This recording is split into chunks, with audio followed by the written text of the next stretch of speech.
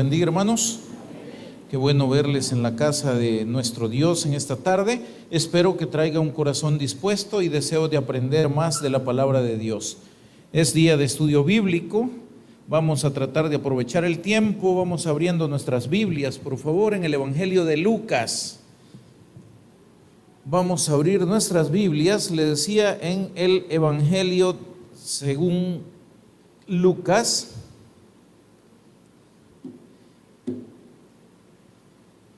Lucas capítulo 14, por favor,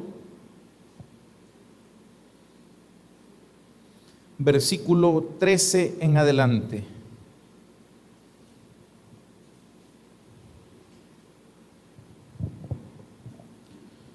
Cuando lo tenga, por favor, me dice un fuerte amén. Recordarles, mis hermanos, siempre hay que orar los unos por los otros, ¿verdad? Eso que no se nos olvide. Siempre hay que mantenernos orando y pendientes de lo que pueda estar sucediendo en la vida de todos los que formamos parte de esta iglesia. El estudio bíblico de esta tarde, mis hermanos, lo hemos titulado La excusa perfecta. No sé si usted alguna vez ha puesto excusas para algo. Vamos a ver qué nos dice Dios acerca de esto. Lucas capítulo 14, versículo 13, ¿ya lo tenemos? Vamos a leer la palabra de nuestro Dios, lo hacemos en el nombre del Padre, y del Hijo, y del Espíritu Santo. Dice la Biblia: Mas cuando hagas banquete, llama a los pobres, los mancos, los cojos y los ciegos, y serás bienaventurado, porque ellos no te pueden recompensar, pero te será recompensado en la resurrección de los justos. Vamos a leer hasta ahí, vamos a orar. Padre, en el nombre de Jesús te damos gracias, mi buen Dios, porque nos permites un día más meditar en tu palabra. Te ruego, por favor, que hables a nuestras vidas y hables a nuestros corazones, que tu Espíritu Santo, Señor, nos guíe a toda verdad y nos dé la capacidad para oír, entender y retener tu palabra. Toma control de lo que se diga, porque todo te lo pedimos en el nombre glorioso de Jesús. Amén y amén. Pueden sentarse, mis hermanos. Y comienzo justamente con los versículos que acabamos de leer, porque es el contexto de lo que vamos a estudiar. Es decir, esto solo es para que nos ubiquemos, por decirlo de esta manera. El Señor está comiendo en la casa de una persona que lo ha invitado a comer, y de entre las personas que están por ahí escuchando justamente estas palabras que el Señor acaba de decir, que es lo que acabamos de leer, ¿verdad? Lo vamos a leer una vez más. Oiga, más cuando hagas banquete, llama a los pobres, los mancos, los cojos y los ciegos. Primer pregunta: ¿a quiénes invita usted a comer cuando usted hace banquete en su casa? Primero, solo reflexiónelo. Luego dice: y serás bienaventurado. ¿Cuántos quieren ser bendecidos? Todos queremos ser bendecidos. Aquí hay una clave para ser bendecido. No invite a los que le pueden devolver el favor. Eso es lo que nos están diciendo. Invite a aquellos que tienen necesidad, a aquellos que no le puedan pagar el favor. Voy a tener banquete, voy a tener fiesta, invitaré a aquellos que a mí me invitan. No tiene recompensa, porque si usted invita a los que a usted lo invitan, ahí queda cancelada la cuenta, ¿verdad? Hago un favor, recibo otro favor, no hay más que hacer. Entonces dice la Biblia: y serás bienaventurado, porque ellos, es decir, los pobres, los cojos, los mancos y los ciegos, porque ellos no te pueden recompensar, pero te será recompensado en la resurrección de los justos. Aquí es donde se aplica aquel principio que nos enseña nuestro Señor Jesucristo de hacer tesoros en el cielo y no aquí en la tierra, porque la recompensa de lo que nosotros hagamos en este sentido, dice aquí que será recompensada en la resurrección, es decir, cuando estemos cara a cara con nuestro Dios. Pero bueno, cuando estas personas oyen lo que Jesús está hablando, viene alguien y dice lo siguiente. Este es el versículo 15, acompáñenme en la lectura, por favor, y dice así: oyendo oyendo esto, uno de los que estaban sentados con él a la mesa, le dijo: bienaventurado el que coma pan en el reino de Dios. Y Jesús responde: entonces Jesús le dijo: un hombre hizo una gran cena y convidó a muchos, y a la hora de la cena envió a su siervo a decir a los convidados: venid, que ya todo está preparado. Y todos a una comenzaron a excusarse. El primero dijo: he comprado una hacienda y necesito ir a verla, te ruego que me excuses. Otro dijo: he comprado 5 yuntas de bueyes y voy a probarlos, te ruego que me excuses. Y otro dijo: acabo de casarme y por tanto no puedo ir. Vuelto el siervo, hizo saber estas cosas a su señor. Entonces, enojado el padre de familia, dijo a su siervo: ve pronto por las plazas y las calles de la ciudad y trae acá a los pobres, los mancos, los cojos y los ciegos. Y dijo el siervo: Señor, se ha hecho como mandaste y aún hay lugar. Dijo el Señor al siervo: ve por los caminos y por los vallados y fuérzalos a entrar, para que se llene mi casa. Porque os digo que ninguno de aquellos hombres que fueron convidados gustará mi cena.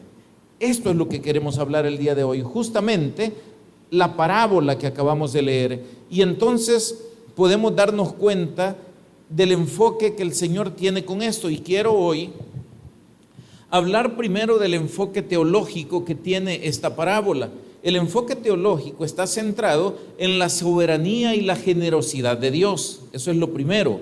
¿Quién obliga a Dios o al Señor, como se le menciona acá, a hacer una gran cena como la que había preparado? Nadie. Fue de su propia voluntad, fue de su propia soberanía que Él decide hacer esta situación. Pero luego Él es generoso, Él prepara el gran banquete y lo prepara pensando en que otros puedan venir y disfrutar de aquello que Él ha preparado. Entonces, ¿qué es lo que hace? Él viene, prepara la gran cena y luego invita a muchos, como lo acabamos de leer. Ahora bien, ¿qué es lo que sucede con esta situación? Que esa gran cena en realidad está representando la salvación, la comunión con Dios, que muchas veces nosotros dejamos a un lado y buscamos justamente la excusa perfecta. ¿Y por qué le llamé yo la excusa perfecta? Aunque la excusa perfecta no existe. Es en un sentido de ironía, es decir, diciendo lo que no es como para decir una verdad que sí es. ¿Y esto qué es? Yo digo la excusa perfecta, cosa que no existe, pero nosotros muchas veces nos engañamos pensando que las razones que nosotros podamos exponer para no atender el llamado de Dios son excusas razonables, que son comprensibles, que están de acuerdo a nuestra realidad. Pero el punto es, ¿quién es Dios? Dios es el Rey de Reyes, el Señor de Señores, el soberano de todo lo que existe. Entonces, ¿qué vamos a hacer cuando la máxima autoridad, literalmente hablando, nos hace un llamado? ¿Qué haríamos? ¿O qué hacemos más bien? Bueno, lo lógico es atender el llamado.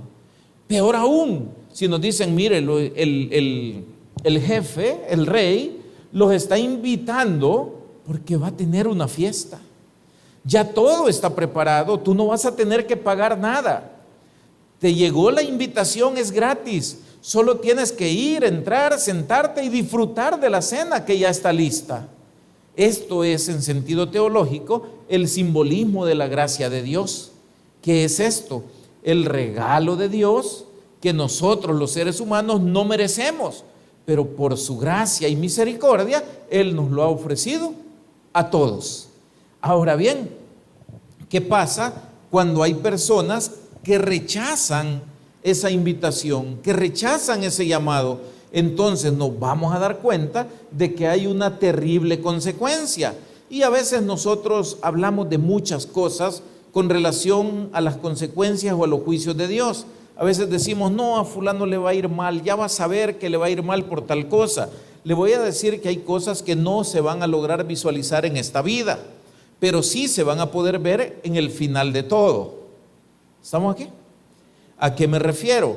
Cuando estas personas de las que acabamos de leer ponen la excusa razonable para cada uno de ellos, todo parece en primer lugar respetuoso, ¿verdad? Porque todos dicen, mira, pido que me excuses, que me disculpes. ¿Por qué? Porque yo tengo un compromiso, yo tengo algo que hacer y yo no puedo asistir a esta invitación que hoy me están haciendo. Y todo parece, de verdad que parece razonable. Y muchas veces nosotros utilizamos ese tipo de excusas también para no hacer las cosas que Dios demanda de cada uno de nosotros. Y a veces decimos, no, es que mire, es que tal cosa. Y puede ser cierto. Y a veces incluso a quienes nosotros les damos las excusas, le puede decir, no, es comprensible, hermano. Tiene usted razón. No se preocupe, no pasa nada. Pero es que el negocio, por decirlo de esta manera, no es conmigo, ni es con los hermanos a quienes nosotros les damos excusas para no asistir, por ejemplo, al servicio, para no cumplir con las cosas que nosotros tenemos que hacer. El negocio no es con nosotros. La excusa yo la puedo entender y le puedo decir, es válido, o sea, no hay problema. Pero la pregunta es, ¿quién valorará finalmente si la excusa es o no válida? Va a ser Dios, porque a Él es a quien verdaderamente nosotros servimos. ¿Estamos aquí? Entonces, ¿qué es lo que sucede con esta situación? El rechazo a la invitación que hace el Señor nos muestra otra cosa. La invitación, la preparación de la cena y todo esto, dijimos que era parte de la soberanía y de la gracia de Dios, ¿verdad? Pero el rechazo de las personas nos debe dar a entender otra cuestión. En el reino no se entra por obligación, se entra por decisión.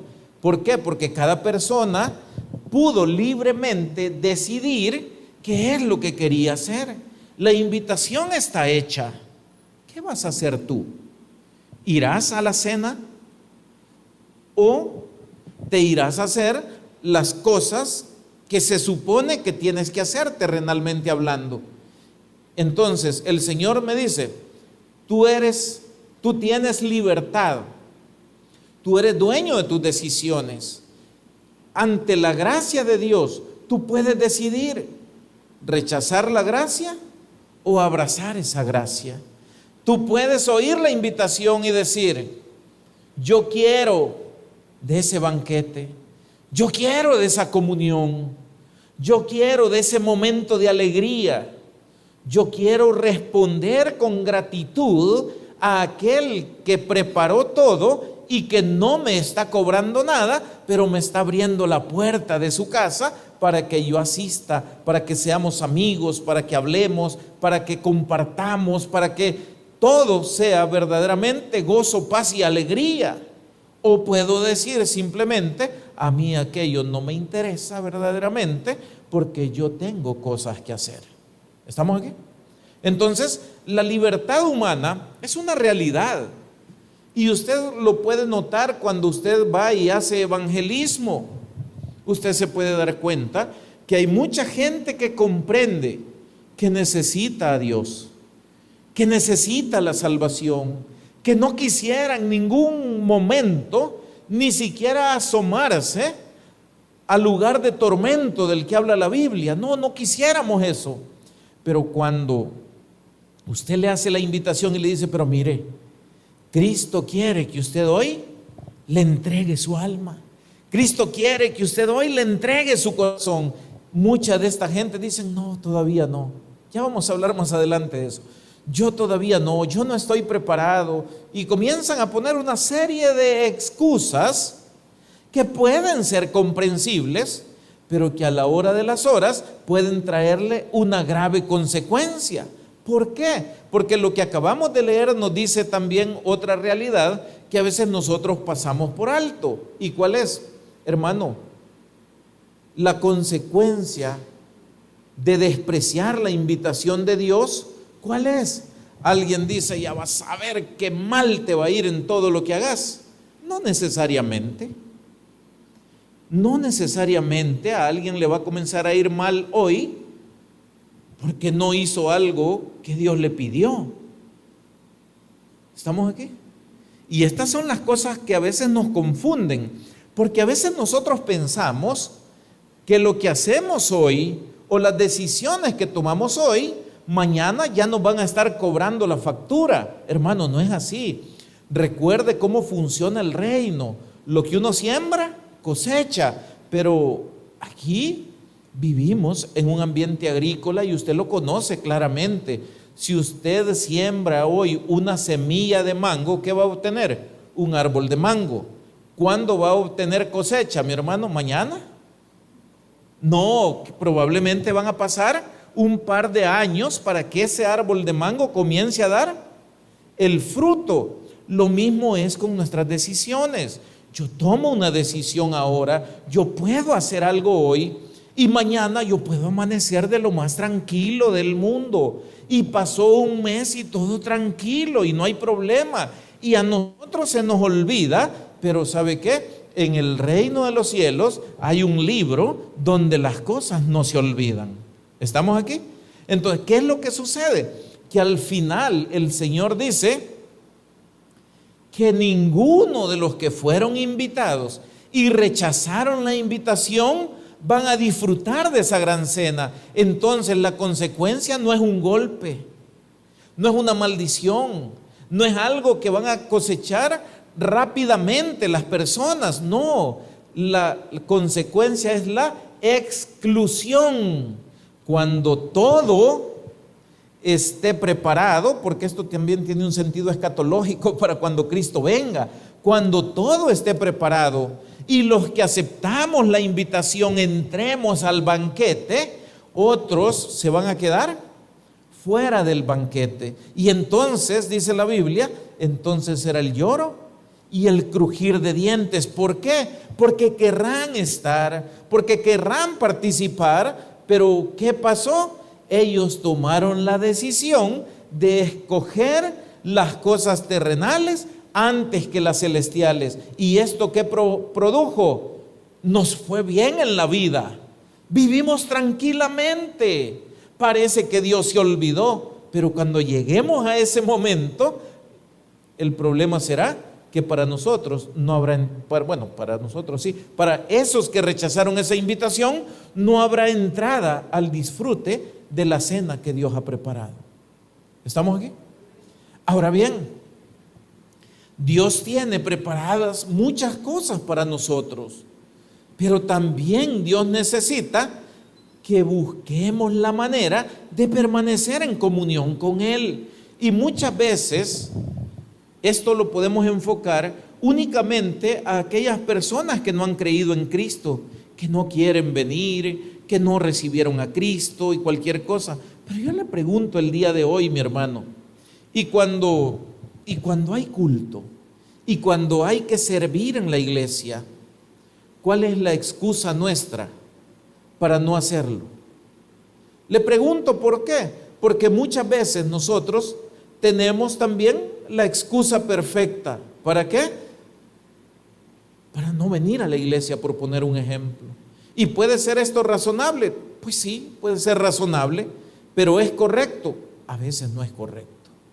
Fíjese que vamos a hablar ahora, voy a dejar todo aquello del sentido teológico de esto y vamos a hablar de las aplicaciones prácticas y vamos a analizar las excusas. Si usted fue leyendo o si ha leído esto, me dice cuántas excusas son las que se pusieron ante la invitación. ¿Cuántas fueron? 3 excusas. Las 3 excusas las podemos considerar válidas, las podemos considerar razonables. Amén. Pero es cuestión de prioridades. ¿qué es lo más importante para nosotros? Yo quiero que recuerde esto. La Biblia dice, mas buscad primeramente el reino de Dios y su justicia, y las demás cosas os serán añadidas. Yo quiero preguntarle, ¿cuántos creen esto? ¿Lo cree? Va, el que lo cree debe demostrarlo con sus acciones. ¿Me está entendiendo?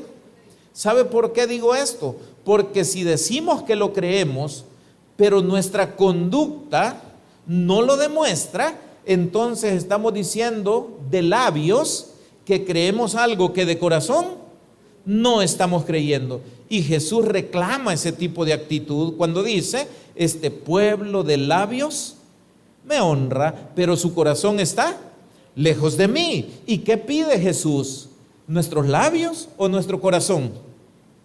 Pide el corazón. Amén. Para que la boca hable de la abundancia que haya en nuestro corazón. En otras palabras, Jesús nos enseña que lo más importante en la vida no es lo que nosotros decimos, sino lo que nosotros tenemos en nuestro corazón, porque de la abundancia del corazón habla la boca. Amén. Muy bien, entonces veamos la primera excusa. ¿Cuál es la primera excusa? Hermano, he comprado una hacienda y necesito ir a verla. Te pido me excuses. Óigame, parece razonable, ¿verdad? No, hermano, es que mire, fíjese que tengo mi negocio por ahí y justamente el negocio lo vamos a hacer en el momento que hay un llamado de parte de Dios. Esto es terrible, de verdad. ¿Sabe usted que en cosas pequeñas Dios a veces nos prueba? Le voy a contar algo que me sucedió justamente hoy. Cuando venía para acá, yo he hecho un trato con Dios por ahí que no le voy a contar qué es. Es privado entre Dios y yo. Pero cuando venía en el camino, se me da la oportunidad de hacer algo. Y cuando iba a hacer ese algo, de repente me acordé y dije, pero es que esto no era para esto, era para aquello, para el trato. ¿Por qué cree que vino a mi mente en el momento que iba a hacer aquello, esa situación? Es porque Dios está diciendo, hey, ¿te acordás de lo que dijiste? A mí no se me ha olvidado. Hoy tienes que demostrar cuál es tu prioridad. Yo quiero aquello del momento, sí, pero había un trato que se había hecho antes con Dios. Entonces, ¿qué hago yo? Lo que yo quiero, lo que yo deseo en ese momento, o mejor cumplo aquello que le había prometido a Dios. Todos estaremos de acuerdo y todos me dirán, lo correcto es hacer aquello que a Dios se le ha prometido. Amén. Pero todos sabemos que es correcto, pero no todos lo hacemos correcto. ¿Y sabe por qué? Porque una cosa es que yo le cuente que yo pasé por esa situación y otra cosa es cuando usted tiene que pasar por esas situaciones. Y entonces tenemos que luchar por un ratito entre lo que yo quiero y lo que es justo hacer en ese momento. Volvemos al punto. La libertad de elección está en el hombre. Amén. Y la oportunidad de bendición está en Dios. Tú eliges lo del momento o lo que le prometiste o lo que te pidió Dios. Una recompensa inmediata o una recompensa tal vez con más tiempo, pero más abundante. Y esas son las decisiones que a veces para nosotros se vuelven difíciles, ¿o no es cierto? ¿Le ha prometido usted a Dios algo alguna vez y después se le olvidó? Suele pasar. Hay que recordar las cosas para poder hacer lo que es correcto. Entonces, he comprado una hacienda y necesito ir a verla. Este es el afán por lo material. ¿Cuántos están afanados hoy con lo material? Todos prácticamente. Ay, hermano, es que yo me andaba rebuscando, viera que a la hora del culto yo tenía que ir a tal parte. Yo le podía decir, tiene razón, hombre, se está rebuscando en algo. Pero por el otro lado podemos venir y pensar, ¿podrá Dios proveerte eso o aún más de lo que podías conseguir allá? ¿Qué dicen ustedes? ¿Puede Dios o no puede? Sí. ¿Se atrevería usted a dejar por un ratito aquello y decir, mejor me voy a ir al culto, a la oración, al ayuno, a lo que sea que haya, y que Dios decida qué va a hacer conmigo? ¿Sabe de qué estamos hablando el día de hoy? Fe en la práctica. Porque la fe, le quiero decir algo, hermano, la fe no solo es hablar, ni solo es de decir, mire, yo tengo fe porque aquí paso de rodillas orando todo el día, permítame. No, la fe se demuestra en las decisiones diarias que estamos viviendo. ¿Quién es la prioridad número uno en mi vida? ¿Es Dios? Entonces yo voy a decidir por Dios. ¿Es otra cosa? Pues entonces esa otra cosa. Pero al final de esto, y se lo voy a adelantar desde ya, vamos a ver cómo la idolatría ha buscado una manera muy sutil de disfrazarse de excusas razonables o perfectas. Y entonces nosotros tenemos hasta cierto punto algo que se llama autoengaño. Es decir, nosotros mismos nos engañamos.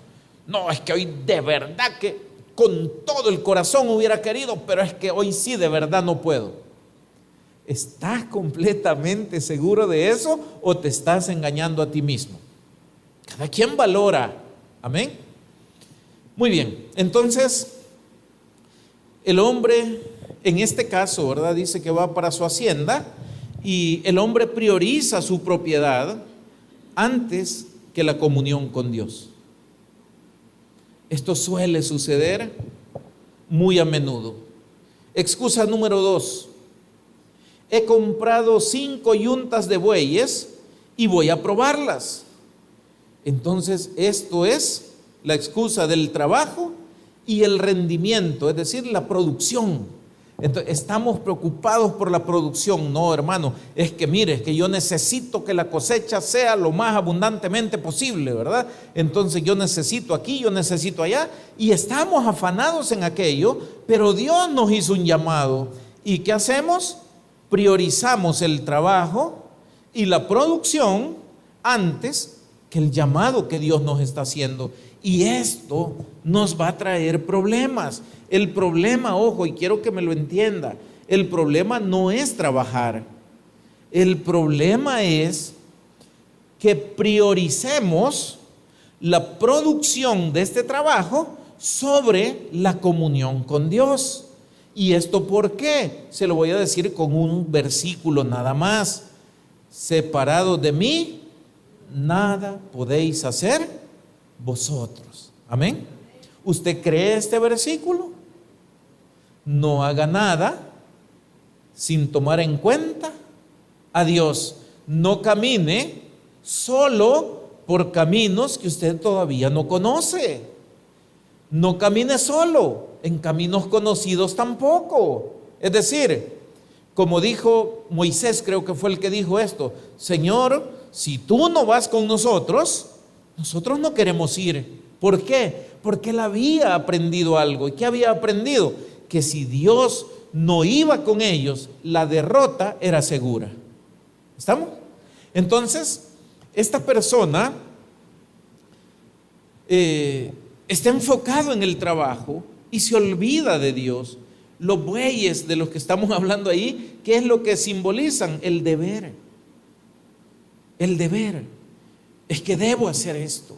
Es que es mi obligación. Yo no sé si usted ha escuchado a personas que dicen, mire, es que si yo no trabajo no como. Esa expresión es antibíblica, no sé si usted lo sabía. ¿Lo sabía? ¿Por qué es antibíblica? Porque el Señor dice que los pájaros ni siembran ni ciegan, pero que el Padre que está en el cielo les da de comer. Amén.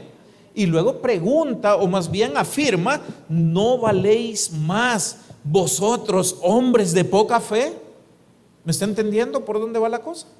Ok, entonces, yo quiero que usted comprenda estas cosas de manera correcta. Yo no estoy diciendo que sea malo que usted cuide sus propiedades. Tiene que hacerlo. ¿Por qué? Porque hay que ser diligente en el trabajo. ¿Estamos aquí? Yo no le estoy diciendo que no trabaje y que no busque ser productivo en lo que hace. ¿Cómo no? Pero estas cosas nunca pueden estar sobre el llamado de Dios. ¿Me comprendió? Quiero un nuevo negocio, hágalo. Si yo puedo, le ayudo. Si no puedo materialmente, hermanos, oremos para que los negocios de nuestros hermanos que se congregan en la iglesia prosperen, produzcan y les den hasta más de lo que necesitan. Yo estoy de acuerdo en eso. ¿Y ustedes? ¿Saben qué no estoy de acuerdo? En que usted me diga después: mire, ¿cómo fui que me conseguí un trabajo en tal empresa? Pero ya no me queda tiempo de venir a la iglesia. Así es que el servicio hay que le quede. Así es que tal cosa hay que quede. ¿Por qué? Porque yo me estoy ganando la vida. No la estás ganando, la estás perdiendo. ¿Me está entendiendo por dónde va la cosa? Porque yo no quiero desanimar a nadie que me vaya a decir: mire, ¿y yo cómo hago entonces? No, trabaje, cuide lo que es suyo. Esos son otros principios que también aplican. Porque si usted es descuidado con lo suyo, ¿cree que Dios lo va a bendecir? No, no es el punto de hoy, pero se lo aclaro para que esto quede completo. Cuide lo suyo, trabaje con diligencia, sea productivo, pero nunca ponga sobre Dios cualquier cosa del mundo. ¿Estamos aquí? Ese es el punto. Dice el libro de Eclesiastés en el capítulo 2, versículo 22, porque ¿qué más tiene el hombre de todo su trabajo y de la fatiga de su corazón? ¿Qué más tiene el hombre que disfrutar del bien o del trabajo que haya hecho? Pero eso también es don de Dios. Es decir, yo me puedo matar trabajando, mi hermano, y al final ni siquiera disfrutar de lo que yo he trabajado, porque disfrutar de lo que yo hago es un regalo de Dios. ¿Estamos aquí? Es decir, nada se escapa del control de Dios. Excusa número 3: me he casado y por tanto no puedo ir. Y estos son los afectos y los compromisos personales. Y si quiere llamarle también compromisos sociales. Y dice: como me he casado, no puedo ir. El amor humano, el amor fraternal, nunca puede estar encima del amor divino. Esto es bien interesante, búsquelo ahí en su Biblia, solo como referencia en este momento. Ahí mismo en el Evangelio de Lucas, capítulo 14 estamos, ¿verdad? Capítulo 14 en el versículo 26, por favor. 14, 26. Dice la Biblia, óigame: si alguno viene a mí, ¿cuántos de los que estamos aquí estamos en Cristo? Amén, ya venimos al Señor. Entonces para nosotros, ¿verdad? Si es así, es para nosotros. Si alguno viene a mí y no aborrece, aclaro, aborrecer aquí significa amar menos, no detestar ni nada de eso. Si alguno viene a mí y no ama menos a su padre y madre y mujer e hijos y hermanos y hermanas y aún también su propia vida, como dice al final mi hermano, no puede ser ¿qué? No puede ser mi discípulo. ¿Me está oyendo? ¿Cuál fue la tercera excusa? Me he casado y por tanto no puedo ir. Estoy en los compromisos de la boda. Estoy en la luna de miel. Estoy cumpliendo todavía compromisos sociales. Estoy en X, Y, Z cosas y no puedo. Y el Señor nos dice, hey, si no me amas a mí más que a todas las cosas, no puedes ser mi discípulo. Esto que acabamos de leer es algo sumamente complicado y si usted lo analiza, es sumamente duro para muchos de nosotros. Porque dígame usted, ¿quién no ama a su familia? Todos amamos a nuestra familia, creería yo. Pero entonces viene Dios y dice, está bien que los ames a ellos, pero me tienes que amar a mí, aún sobre ellos. El que ama a Dios, amará a su familia. O sea, no es que Dios sea egoísta. Cuando amamos a Dios, seremos bendición para los nuestros. Podremos tener más amor para los nuestros también. Pero tenemos que poner las cosas en el orden correspondiente. ¿Cuáles son los dos más grandes mandamientos en los que se resumen la ley y los profetas según la Biblia? El primero es amar a Dios sobre todas las cosas, ¿verdad? Y el segundo, amar al prójimo como a nosotros mismos. Ok, entonces, estos principios o verdades que Dios nos deja ver acá, es interesante porque nos trata de encarrilar en realidades que a veces nosotros simplemente no queremos ver. Yo siempre he pensado en algo sobre todo esto. Uno es, Dios es amor, Dios es perfecto y Dios quiere el bien de cada uno de nosotros. Ninguna de las cosas que Dios nos enseña o nos ordena que nosotros hagamos es contra nosotros. Todo es para nuestro bien. ¿Qué debemos hacer? Entenderlo de esa manera. ¿Estamos aquí? Porque alguien puede entender este tipo de situaciones y decir, wow, qué difícil. Espéreme, no es tan difícil si usted se pone a pensar por un ratito y si le ve la parte verdaderamente positiva que esto tiene. ¿Y cuál es la parte positiva que esto tiene? Que usted ha recibido una invitación. Amén. Que usted tiene una tremenda oportunidad delante de usted.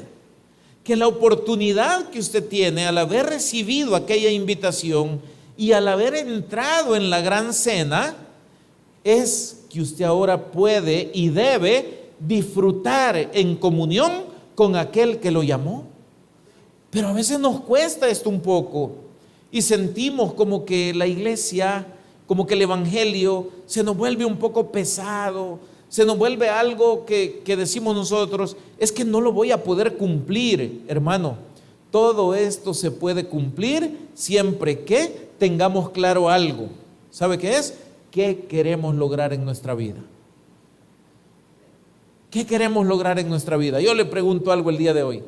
¿Quiere usted vivir de lo que usted trabaja o quiere vivir de la misericordia de Dios? Mejor vivamos de la misericordia, ¿no le parece? Pero a veces nosotros le damos vuelta y decimos, no, que Dios tenga misericordia, pero yo haré lo... Espéreme, ponga las cosas en orden. Vivamos de la misericordia de Dios.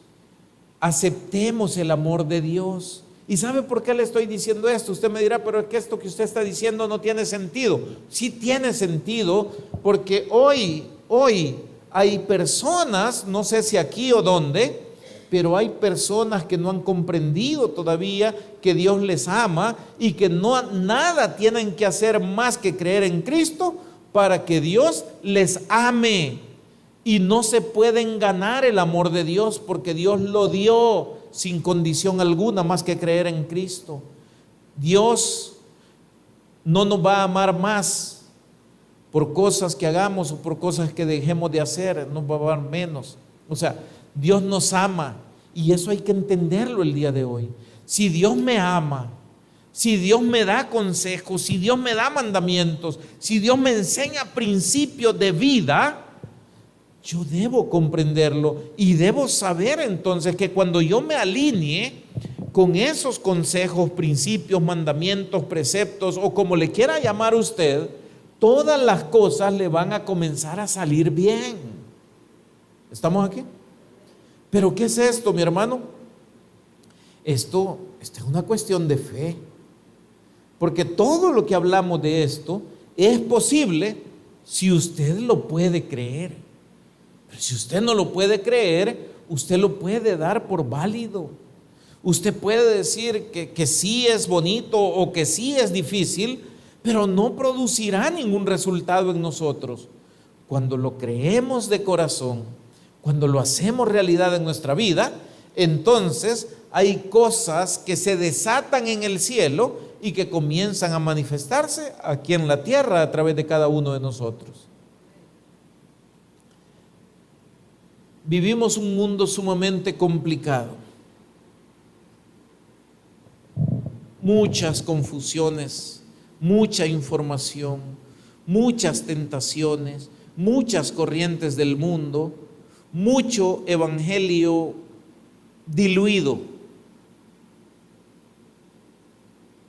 Tenemos que ir a las raíces, a lo que Dios verdaderamente enseña para poder alcanzar bendición. ¿Estamos aquí, mi hermano? Sí, no se decepcione, levántese, camine. Lo que hablábamos, trabaje, cuide lo suyo, ame a su gente, pero ame más a Dios.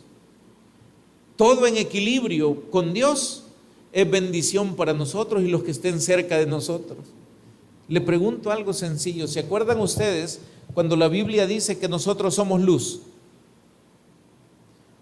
La luz, nosotros somos luz para alumbrarnos a nosotros mismos. No, ¿qué hace la luz? Alumbra, ¿a dónde?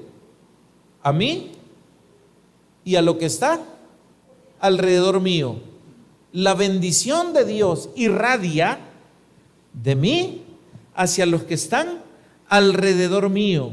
Pero ¿cómo debo estar yo con Dios para que esta bendición primero llegue a mí y después irradie hacia los que están alrededor mío?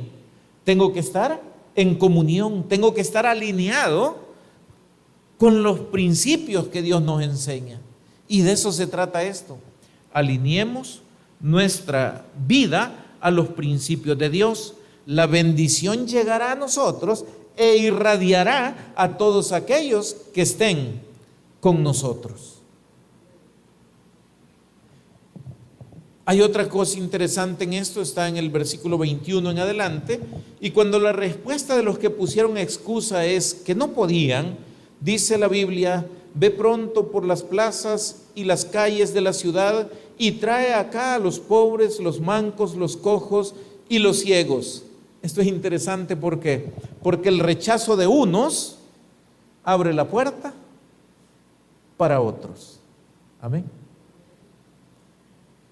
Yo me acuerdo muy claramente de una predicación que yo escuché cuando esta iglesia todavía estaba donde ahora es el espacio de escuela bíblica, que era una champa prácticamente. Yo me acuerdo que en esa ocasión alguien habló acerca del servicio y siempre decía que cada uno de nosotros debía cuidar su lugar, porque si nosotros no cuidamos nuestro lugar, otro lo tomaría. Y en esta parábola justamente se cumple eso que esa persona decía, porque aquí se mandó a invitar a las personas, no quisieron entrar. Entonces dice el Señor: mi cena no se va a desperdiciar. Y ojo con esto, que yo no quiera entrar no significa que la cena se va a suspender. Ya se dieron cuenta de ese detalle, ¿verdad? La cena siempre va a haber.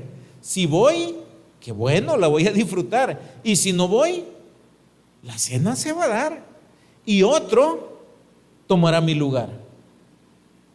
No quisieron, muy bien, vayan a traer a los demás. Total, a los que invitamos primero, ¿qué les íbamos a cobrar? Nada. Y a los que vienen, ni les queremos, ni les podemos cobrar porque no tienen cómo pagar. Pero que pasen, que se sienten y que disfruten de lo bueno que se había destinado para otros. Entonces, el rechazo de aquellos abrió la bendición para otros. A lo suyo vino, dice la Biblia, hablando de Israel, y los suyos no le recibieron. ¿Y qué pasó con eso? Abrió la puerta para que los pueblos gentiles como nosotros pudiéramos entrar en la promesa y pudiéramos también alcanzar la salvación que Dios ofreció finalmente para todo el mundo. Lo mismo es esto. Hay bendiciones que ya están preparadas para usted. ¿Las quiere? No deje su lugar. Hay personas que hablan de la silla y dicen, no deje su silla. Está bien. Están hablando de asistencia. Están hablando de constancia. Si yo le digo, no deje su lugar en el servicio, estamos hablando de que el obrero es digno de su salario. Pero si yo no cumplí con mi labor, yo le pregunto el día de hoy, ¿merezco entonces el salario? No, ¿verdad? Pero la labor se tiene que hacer. ¿Y qué puede hacer el dueño del negocio? Contratar a otro. Amén. El otro ocupa mi lugar. El otro trabajó. ¿A quién se le va a pagar? Al que trabajó. ¿Estamos aquí? Entonces, aquí es donde nosotros comenzamos a ir viendo, a ir reflexionando sobre las prioridades que tenemos en la vida. A veces la gente menosprecia el llamado de Dios a muchas cosas que forman parte de la vida cristiana. No lo haga. No lo haga. ¿Por qué? Porque usted no sabe qué es lo que Dios tiene preparado para ese día exactamente que usted decidió no venir, que usted decidió no orar o que usted decidió no hacer algo. Tal vez Dios para ese día tenía algo particular preparado para usted. ¿Y qué sucedió? No lo recibimos. ¿Por qué no lo recibimos? Porque a veces no estamos en el lugar adecuado. El banquete no se cancela porque algunos no quieran venir. Dios sigue llamando a los despreciados, olvidados y humildes. Dice 1 Corintios 1:27, sino que lo necio del mundo escogió Dios para avergonzar a los sabios. Y esto habla justamente de esa situación, ¿verdad? El que es autosuficiente, el que cree que tiene el control de las cosas, entonces él dice, no necesito. ¿Ya? Pero viene otro que no se siente tan autosuficiente y ese toma el llamado y ese recibe la bendición. Estas son cosas que a veces nos cuesta a nosotros entender. Pero bueno, ¿quiénes son los invitados originales? Los invitados originales, los que decidieron no venir, son los religiosos de la época. Fariseos, saduceos, el Sanedrín, todos ellos. ¿Quiénes más? Los cómodos o los acomodados, los que tenían dinero, los que tenían bienes, porque si no, no hubieran tenido ni tantas yuntas de bueyes, ni hubieran tenido haciendas completas como lo acabamos de leer. ¿Quiénes otros? Los autosuficientes, que son de los que yo le estaba mencionando hace un momento. Ellos no quieren entrar, pero entonces, ¿qué hará Dios? Dios llenará su casa de los humildes. Los otros, ¿qué se consideran? Soberbios. Dios resiste a los soberbios y da gracia a los humildes. El banquete no se suspende. el banquete no se desperdicia. La casa del Padre debe estar llena. ¿Estamos aquí? ¿Cómo debe estar la casa del Señor? Llena. ¿Cuánto nos falta para llenarla?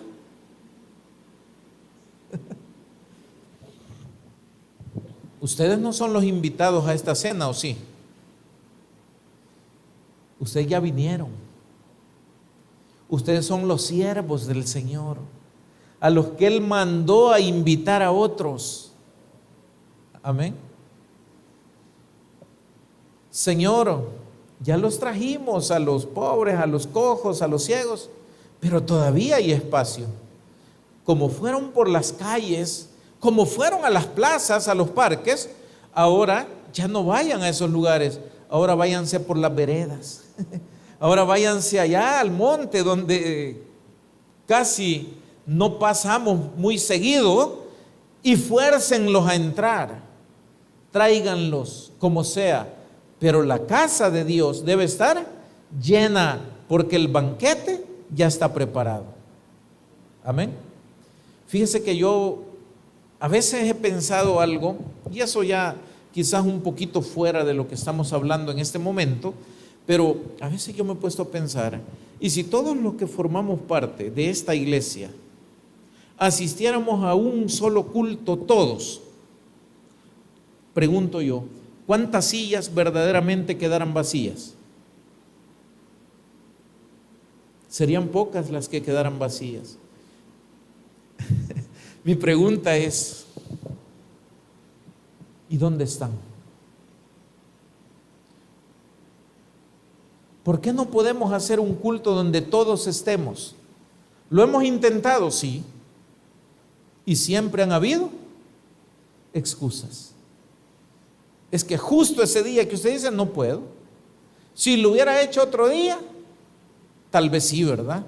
Entonces viene aquel y otro hubiera dicho, no, es que la fecha que usted había dejado, esa fecha era. Hoy pues lo ha movido, hoy ya no puedo, yo tampoco.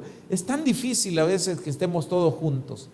Ojalá un día podamos lograrlo. Pero más que eso, hermano, de los que están aquí, ¿cuántos tienen una silla vacía alrededor de ustedes?